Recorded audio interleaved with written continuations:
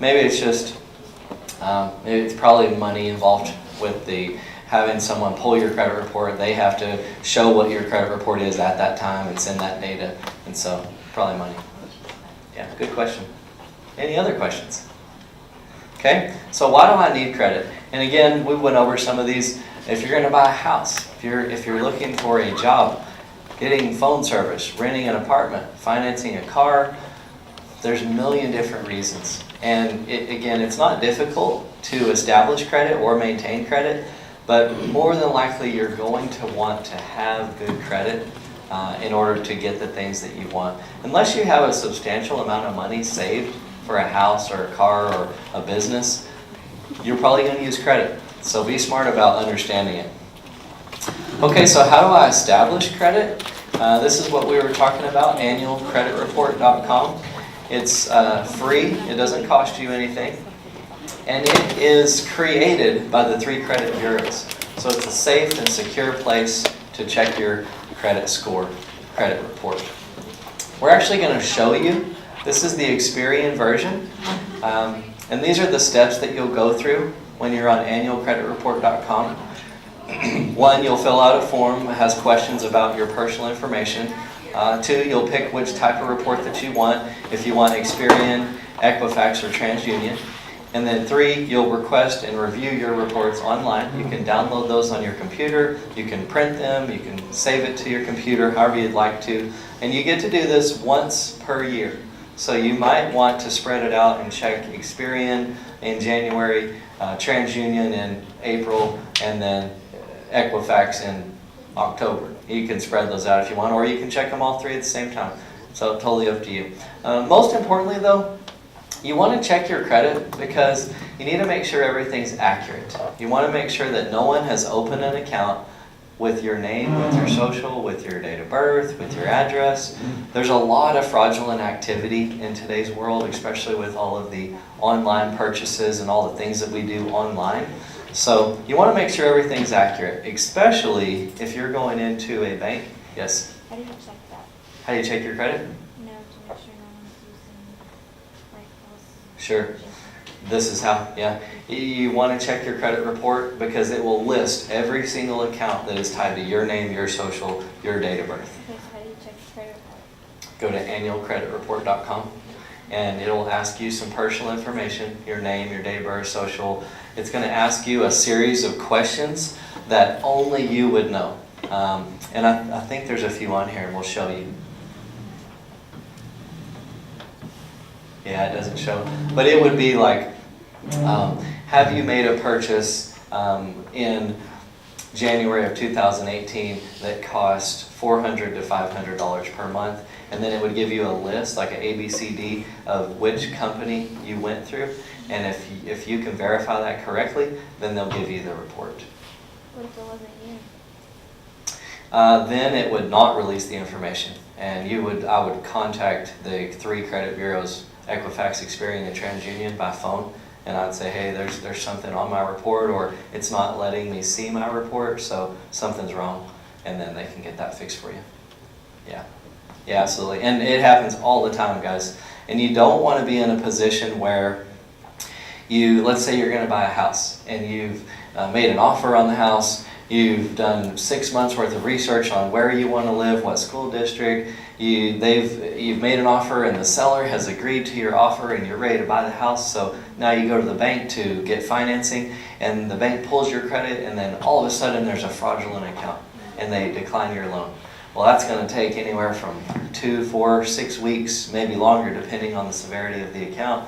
And by that time, the seller is probably going to relist the house and sell it to someone else. So you want to take care of your credit report as soon as possible. That way you know when you walk into the bank, you already know what they're going to see because you have your credit report right in front of you. You know what accounts are on there, you know your payment history, you know everything that the bank is about to see. You're one step ahead of the game by checking your credit. Yes? How do you feel about the ads that you see on TV where there's like an app where you can check your credit score? Sure. Are those trash or? Oh man, good question. How do I feel about the apps that I see on social media and in my email and stuff like that? I think some of them are honestly okay. You know, I personally use Mint.com. I use Credit Karma. I have a few credit cards that will monitor my credit reports. So Citibank, Chase. So some of them I think are legitimate, but I think there's plenty that are not. So I would just, a few simple things. If you're going to use something online, make sure that there is an SSL certificate on that website. Meaning, you know, where it says www. If there is a lock symbol at the far right symbol, that means there's an SSL certificate, meaning your personal information is secured on this website through a unique certificate. Now, I've started to see this now, if there's not an SSL, it will say no SSL in the actual URL bar.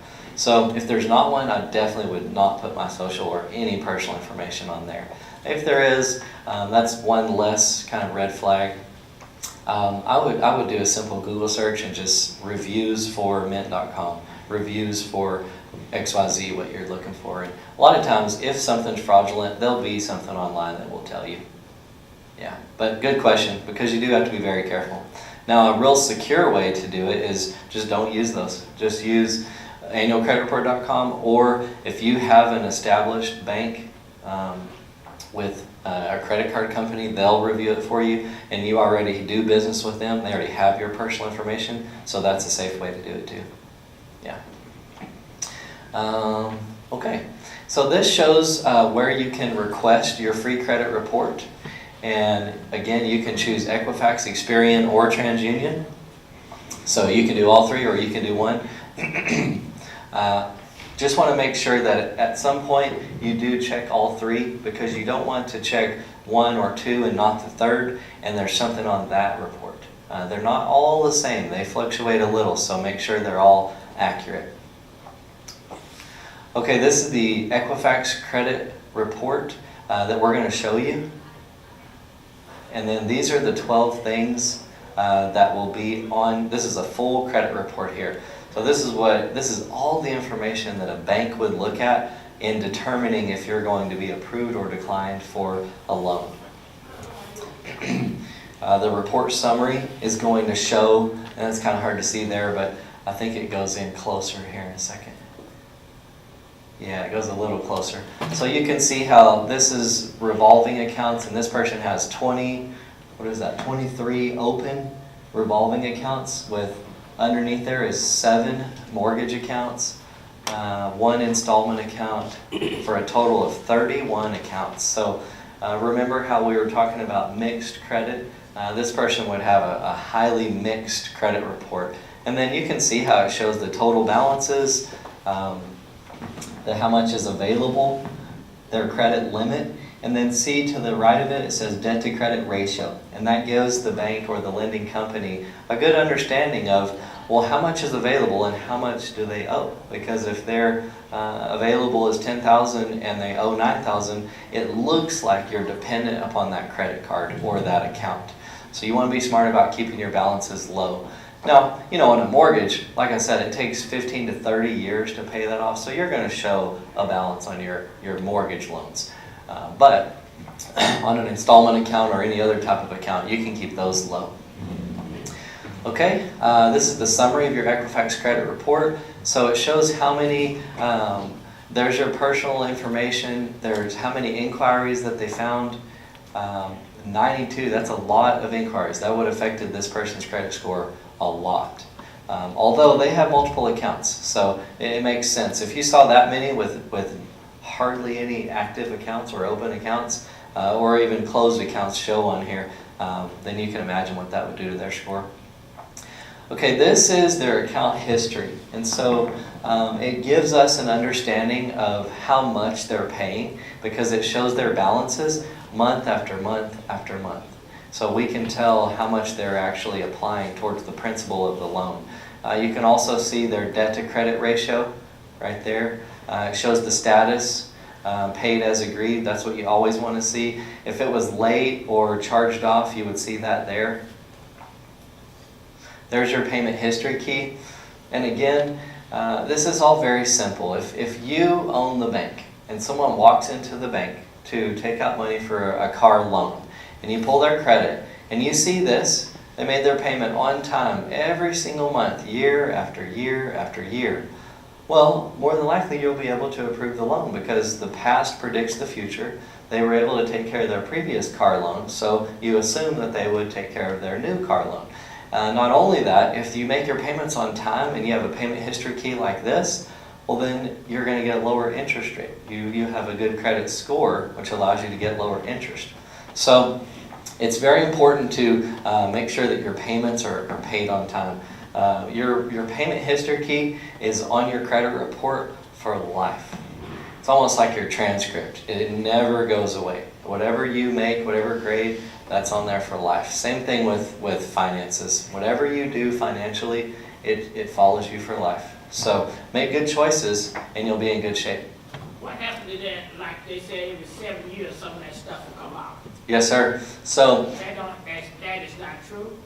that is true. That's in regards to if you have a charge-off or a collection, certain bankruptcies, things of that nature, after 7 to 10 years, that can fall off. But your payment history key would still show. Yeah, so they would be able to see that. And they've just extended or attempted to pass a new law that extends that to 15 years before it falls off. So, yeah, it's even 7 years is a long time to go without being able to be approved for a loan or paying the highest interest rate that's legally possible because of something that happened. And again, it all goes back to your budget. If you have a very simple budget and you know what you can afford, you'll never get yourself into any of this trouble. And your credit score and your credit report will look flawless. And again, it's very simple.